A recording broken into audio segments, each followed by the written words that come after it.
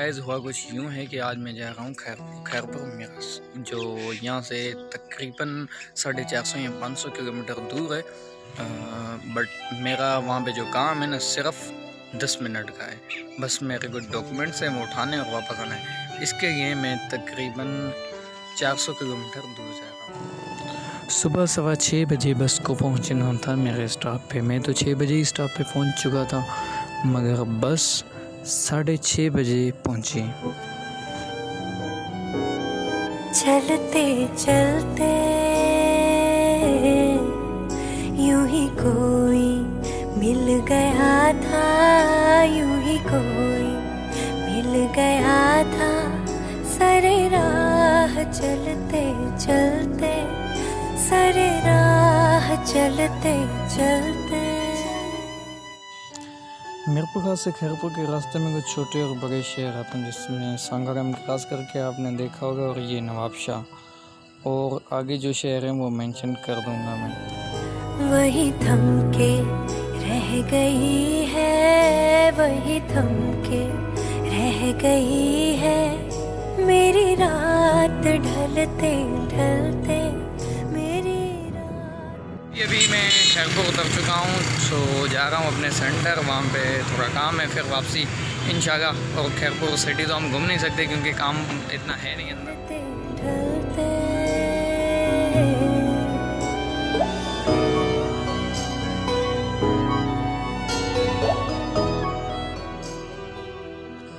खैरपुर शहर में मैंने एक चीज़ बड़ी अजीब देखी। तुम खैरपुर उतर के जहाँ भी देखोगे, हर तरफ तुम्हें भैंसें तो नज़र आएंगी ही।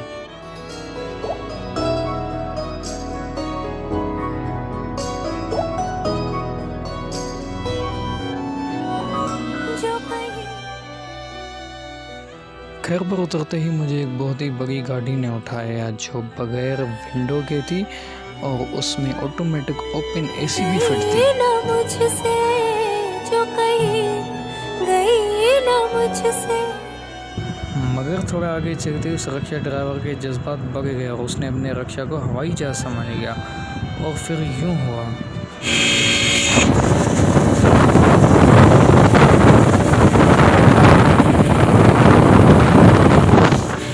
सच्ची बात बताऊं, उस टाइम मेरी तो टोटली फट रही थी।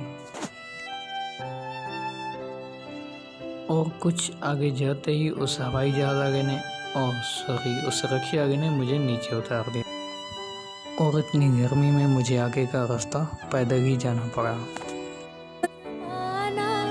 कह रहा है वो ज़माना। भाई अभी मैं खैरपुर से वापस जा रहा हूँ मीरपुर खास की तरफ। अभी ये मैं खैरपुर की मशहूर पार्क है बगल पार्क, उसके सामने खड़ा हूँ, अभी जा रहा हूँ। कह रहा है कि फसाना। वक्त यूँ है कि कहीं पे निगाहें कहीं पे निशाना। मुझे जाना था मीरपुर खास, बट मगर मैं उतर गया हूँ नवाबशाह।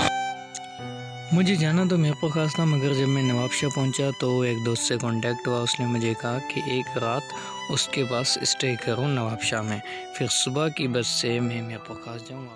और मैं नवाबशाह उतर तो गया, मगर उसका घर नवाबशाह शहर में नहीं था, किसी गांव में था, और मुझे उसका रास्ता भी नहीं पता था।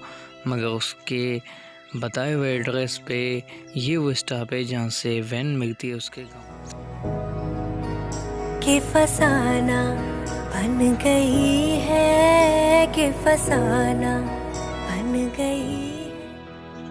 रात तो उसके गांव में ही ठहरे, मगर सुबह जब उठे तो हम उसके खेत घूमने गए, स्पेशली बनाना के खेत। मेरी बात टलते टलते यूं ही कोई मिल गया था, यूं ही कोई मिल गया था।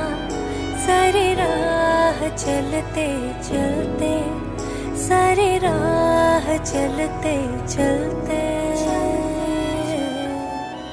वही थम के रह गई है, वही थम के रह गई है मेरी रात ढलते ढलते, मेरी रात ढलते। इस खेतों में जो बनाना थे वो अभी कच्चे थे, मगर जब हम अंदर गए तो हमें काफ़ी पक्के हुए भी मिले जो हमने वहीं पे खाए।